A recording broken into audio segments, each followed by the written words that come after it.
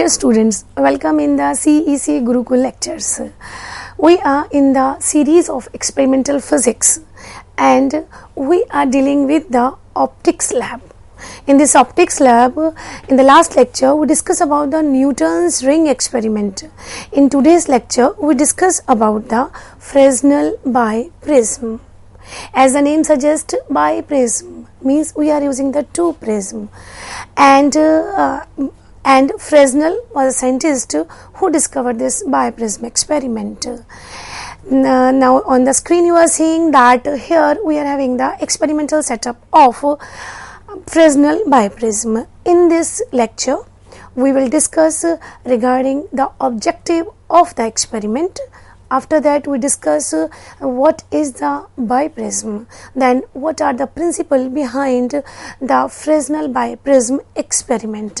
After that we discuss the formula used to calculate the wavelength of light, means just to complete the aim of the experiment. After that we discuss the procedure used to calculate the wavelength of the light or to achieve the aim of the experiment. After that we discuss regarding the calculations, how we can calculate the wavelength of light by using this Fresnel biprism experiment. Last we discuss regarding the precautions of this experiment with the application. Now we start with the objective of the experiment. The objective of this experiment is to determine the wavelength of monochromatic source of light with the help of Fresnel biprism. It means we are calculating the wavelength of light which is monochromatic, and this monochromatic light having the single wavelength. Generally we use the sodium lamp and sometimes we use the mercury lamp. Monochromatic means single wavelength, so we use the sodium lamp. Sodium lamp having the wavelength of 5896 angstrom. It is having the two lines D1 and D2. Second is 5890 angstrom. So in this experiment we are calculating the wavelength of monochromatic source of light with the help of Fresnel biprism. So who discovered this experiment? As a French scientist, Augustin Fresnel explained this Fresnel biprism, and he took the advantage a biprism, whereas later it was discovered by the Billet from the University of Bijon, who made the setup of a lens which split into the two parts that are slightly transversely offset.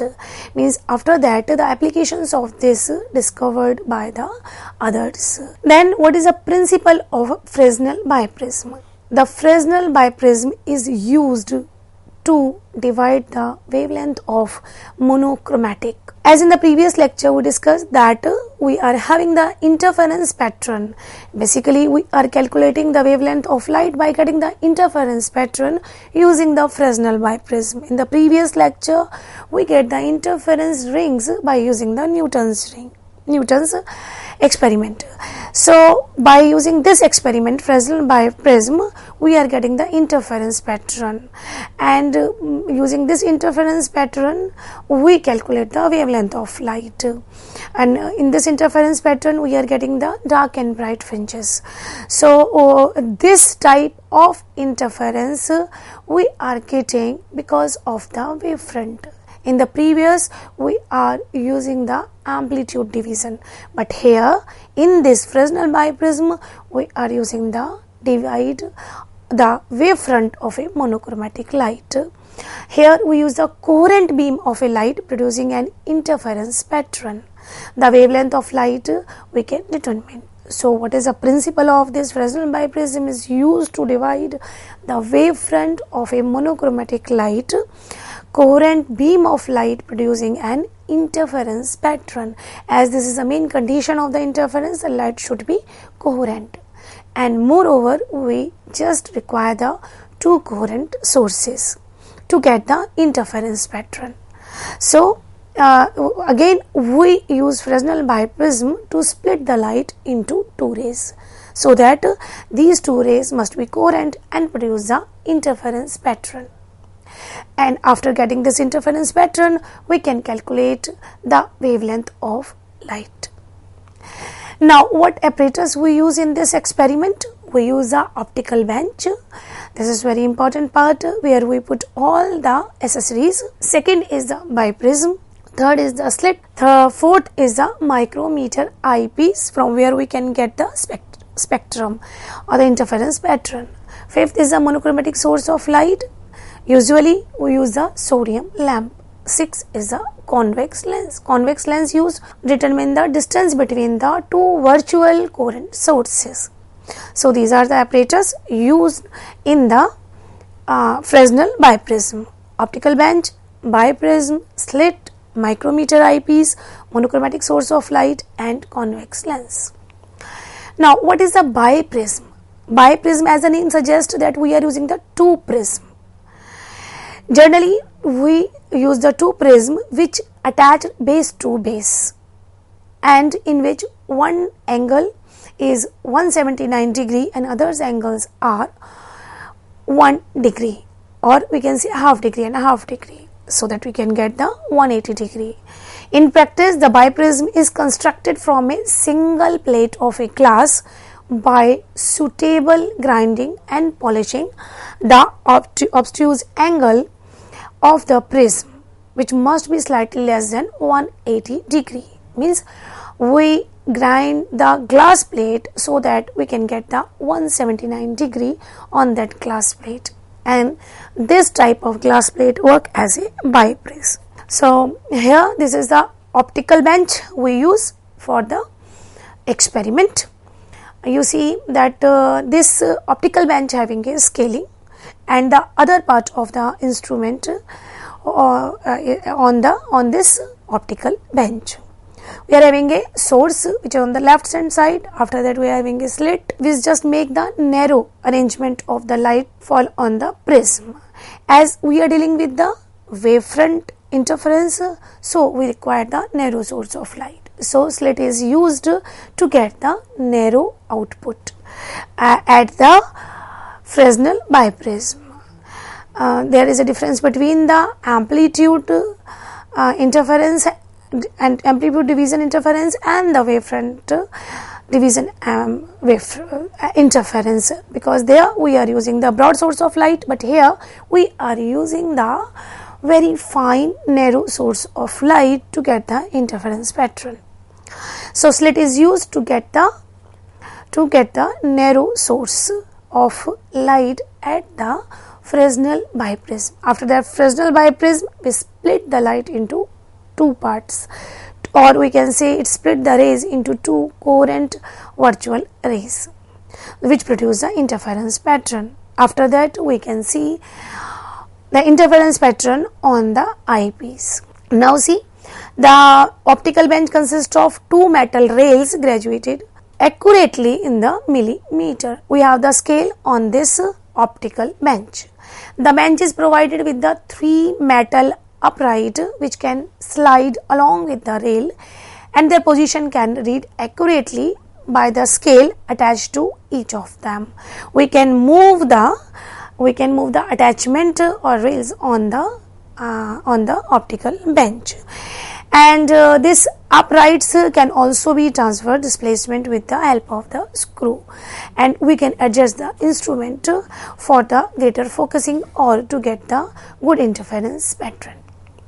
After that, optical bench have the top portion of the uprights carrying the biprism, second slit, and third is the eyepiece. So the top portion of the upright carrying the biprism and slit that can be rotated about the axis parallel to the optical bench for the adjustment. The third upright carries the eyepiece, through which we can get the output of the interference pattern.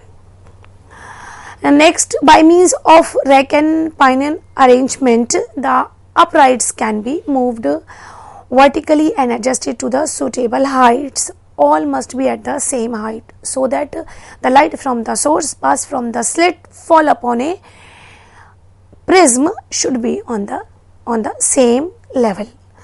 And then eyepiece is also adjusted in such a manner so that the interference pattern can be achieved by the light output from the Fresnel biprism. What is the formula used in this experiment? Basically, what we are calculating? We are calculating the wavelength of light. So, wavelength of light denoted by the lambda, light which we are using, the sodium light.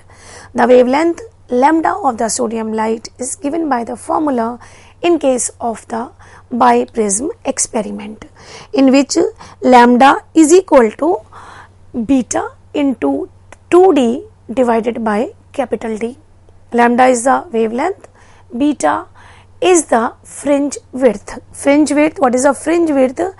Distance between the two interference lines, which may be dark or light or bright, both the lines we can take. So, beta is a fringe width, distance between the two brighter light or distance between the two darker lines, the distance between the two successive maxima or minima of the fringes, constructive and destructive fringes. Then what is 2D? 2D is the distance between the two virtual sources. As we know that the light passes from the Fresnel biprism and we can get the two virtual sources S1 and S2. Then 2D is the distance between these two virtual sources S1 and S2. What is capital D? Capital D is the distance between the slit and the screen. Screen means eyepiece, where the fringes are observed and measured. Again, it works as we discussed previously in the Newton's ring experiment. This eyepiece is also having the same scale arrangement as in the Newton's ring experiment. So, we can get the eyepiece arrangement and the output. Again, we can get the main scale reading, Vernier scale reading and the least count, and we can get the readings of that interference pattern. So, we can calculate the lambda after knowing the beta, 2D and capital D. When we get the distance between the two fringes, we can get the beta. When we get the distance between the two virtual sources, we can get the 2D. When we measure the distance between the source, or we can take the slit to the eyepiece, then we can calculate the D, and then we can put these values in this formula where lambda is equal to beta into 2D divided by D. Now, what is the procedure and observations behind it?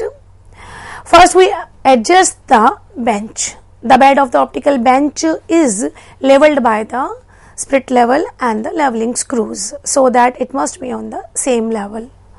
The arrangement should be at the same level.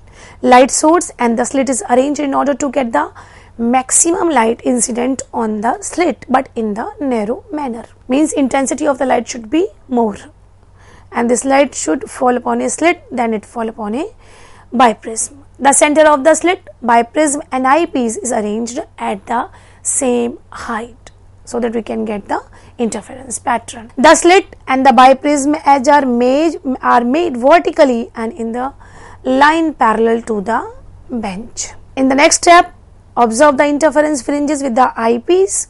For clear fringe pattern, adjust the edge of the biprism by rotating screws. Able to get the focused fringes, so we have to adjust the biprism. If the line joining the slit and the center edge of the biprism is not parallel to the length of the benches, the fringes would shift laterally as the eyepiece is moved, and we are not able to get the good fringes. Next step, to remove this, the biprism is moved a small distance to the bench in the direction opposite to the direction of the shift till the lateral shift vanishes. By adjusting this Fresnel biprism, we can get the good fringes, and we have to adjust this biprism until we are not able to get the parallel lines of interference pattern. Now after getting this, we can measure the position of the fringes by putting the cross wire at the mid position of the each bright fringes, because it is a bit easier to get the reading on the brighter line.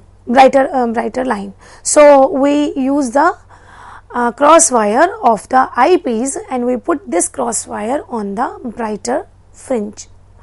The measurement of the D, for measurement of the D we use the lens, which is of the short focal length, is inserted between the slit and the eyepiece, and once it will be near to the eyepiece, and in the next arrangement it is near to the slit, and by adjusting this we can measure the value of the T. The eyepiece is moved away from the slit so that the distance between the slit and eyepiece is greater than the 4 times the focal length of the convex lens, which is used for the measurement of the 2D.